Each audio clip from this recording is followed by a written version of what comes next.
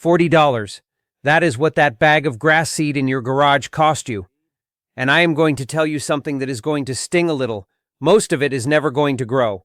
It is going to wash into the gutter, get eaten by the birds, and dry up dead on top of your lawn before it ever sees a root.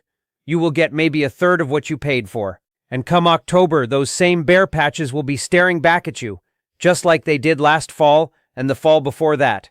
Now here is the part that should make you angry. The man who sold you that bag knows this. He knows most of that seed is going to fail, and he is counting on it, because a lawn that fails is a lawn that comes back next year to buy another bag, and another, year after year forever.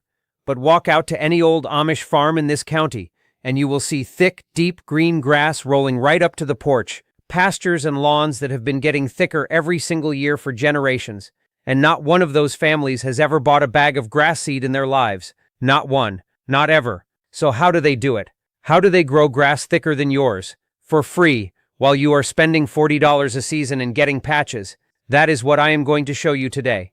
Their way is cheaper. It is easier on your back than you would think.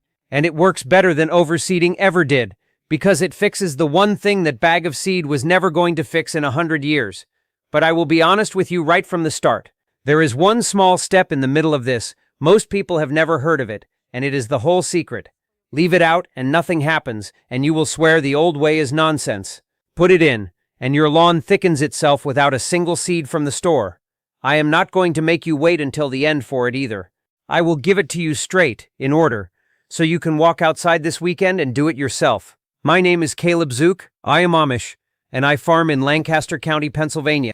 So before you spread one more handful of that expensive seed, put the bag down and let me show you the cheaper way the old folks have used all along. Let me start by telling you why that bag of seed lets you down. Because once you understand it, everything I show you afterward will make plain sense. Overseeding is not a bad idea on its own. The problem is what almost everybody does wrong with it. They take the seed and they throw it on top of the existing lawn, right on top of the grass, the thatch, the hard-packed surface, and then they walk away and hope. But a grass seed is one of the most fragile things in the garden. To sprout, it needs three things, and it needs all three at once. It needs to be in firm contact with bare soil, not sitting on top of dead grass. It needs to stay moist, constantly, never drying out, for the 10 to 20 days it takes to germinate. And it needs to be protected from the birds who will happily eat most of it, and from the rain that will wash it off into the gutter. Seed thrown on top of an existing lawn gets none of those three things. It lands on the thatch and never touches soil.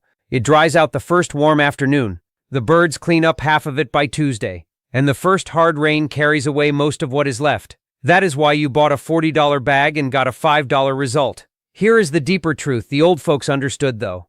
A thin, patchy lawn is almost never a lawn that is short on seed. It is a lawn that is short on healthy soil. Grass thins out because the soil underneath has gone hard, compacted, and lifeless. And dumping more seed onto bad soil is like planting a garden in a gravel driveway. The seed is not the problem. The ground is the problem. So the old folks did not focus on adding seed. They focused on fixing the ground and letting the lawn thicken itself. Let me show you the first step of how they did it. The first thing the old folks did was wake the soil back up, because thin grass grows out of tired soil, and you cannot fix the grass without fixing the ground first. Over the years, a lawn gets walked on, mowed, rained on, and packed down until the soil underneath is as hard as a clay road. Hard soil cannot breathe. Water runs right off it instead of soaking in. Roots cannot push down into it. And grass growing in hard soil gets thinner and weaker every year no matter what you spread on top. So the old folks opened the soil back up. Now you may have heard of paying a company to come aerate your lawn with a big machine, and that does work. But the old folks did it for free with nothing but a garden fork. You simply walk the thin areas of your lawn and drive a garden fork straight down into the ground every few inches, rocking it back just slightly to crack the soil open, then pulling it out and moving on. You are punching thousands of little channels down into that hard-packed earth. Those little channels change everything. Air gets down to the roots. Water soaks in deep instead of running off. And this is the part that matters most for what comes next. You have just created thousands of perfect little pockets of bare, open soil where new grass can actually take hold. Do this across every thin and patchy area. It is honest work, and your shoulders will know you did it. But it costs nothing, and it is the foundation the whole method is built on. A loose, breathing soil is a soil that grows thick grass. A hard-packed soil grows nothing but disappointment, And now that the soil is open, the old folks added the one thing that does the work of 10 bags of seed. This is the secret step I promised you, and here it is. Here is the step that makes the whole thing work, and it is the step almost everybody skips. Instead of spreading expensive seed, the old folks spread a thin layer of finished compost across the thin areas of the lawn, about 1/4 to 1/2 inch thick, raked gently so it settles down into those channels you just opened with the fork and makes contact with the soil. Now I can already hear you. Compost? That is not going to thicken my lawn. There is no seed in it. And that is exactly the misunderstanding that makes this so powerful, because the people who skip this step never find out what it really does. A thin layer of compost does 3 things at once. First, it feeds the soil. It pours billions of living organisms and slow, gentle, natural nutrients down into the ground, bringing the tired soil back to life, so the grass roots get fed properly for the first time in years. Second, it fills those fork channels with soft, rich, crumbly material that is the perfect bed for new grass to root into. Far better soil contact than seed thrown on bare thatch ever gets. And third, here is the part that astonishes people. Finished compost is full of dormant grass and clover seed that blew in or passed through, and even the existing grass, once it is fed and the soil is alive, sends out runners and fills in the bare spots on its own. A healthy stand of grass does not just grow up. It spreads sideways, thickening itself, closing its own gaps, but only when the soil underneath is alive enough to fuel it. That is what the compost does. It does not seed the lawn. It feeds the lawn so the lawn seeds itself. This is why the old folks never bought a bag. They understood that a thick lawn is the natural result of healthy soil, not the result of expensive seed. Fix the ground, and the grass takes care of the rest. Skip this compost step. Just fork the soil and walk away, and nothing happens, which is exactly why people who do not know about it give up and decide the old way does not work. It works. They just left out the heart of it. But there is still one more thing the old folks did right after this, and it is the step that protects everything you have just done. Now I want to be honest and practical with you, because the old folks were practical above all. For most thin lawns, the fork and the compost alone will thicken the grass beautifully over a season or two for almost nothing. But if you have got truly bare patches, spots where the grass is completely gone, not just thin, then yes, you may want to add a little seed to those specific spots. The difference is you are going to do it the old way, the right way, so that nearly every seed actually grows instead of nearly every seed dying. Here is the old way, and it is the opposite of throwing seed across the whole yard. You only seed the bare spots, not the whole lawn, which means a single small bag goes 10 times as far. You scatter the seed directly onto the bare soil you opened with the fork. Then you press it down firmly, walk on it, tamp it with the back of a rake, because seed must be in firm contact with soil to sprout.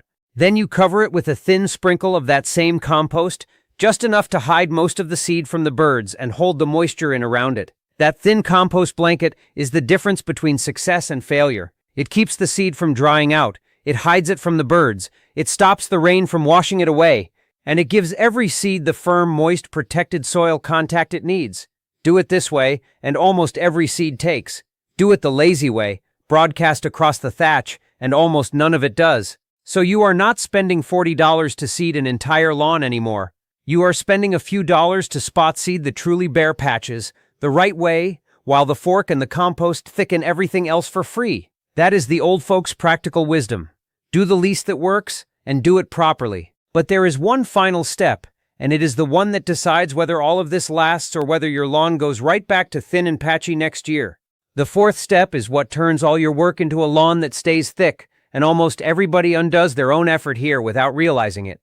First, the watering. New grass and freshly fed soil need to stay consistently moist while everything establishes. That part most people get right. But once the lawn has filled in, you must switch to watering deep and seldom, not a little every day. A daily sprinkle keeps the roots shallow and weak, and a shallow lawn thins out again the first hot spell. A deep soaking once or twice a week drives the roots down deep, and a deep-rooted lawn stays thick through the summer heat that kills everybody else's. Water shallow and you undo your work. Water deep and you lock it in. Second, the mowing. Set the blade high, taller than you think. Tall grass shades the soil, holds in moisture, chokes out weeds before they can start, and grows deeper roots than short grass ever will. A lawn mowed too short is a lawn that thins out, lets weeds in, and dries out fast, and then next fall you are right back at the store reaching for that $40 bag again. Mow high and leave the clippings where they fall so they feed the soil for free, and your thick lawn feeds and thickens itself season after season. Water deep, mow high, leave the clippings. Do those 3 small things and the lawn you just built holds and keeps thickening on its own. Skip them, and it quietly slides back to thin and patchy, and the whole cycle starts over. The old folks never started that cycle, because they never undid their own work in the first place. So let me put the whole cheaper way together, plain and simple. Step 1. Open up the tired, hard-packed soil with a garden fork for free. Step 2. The secret step.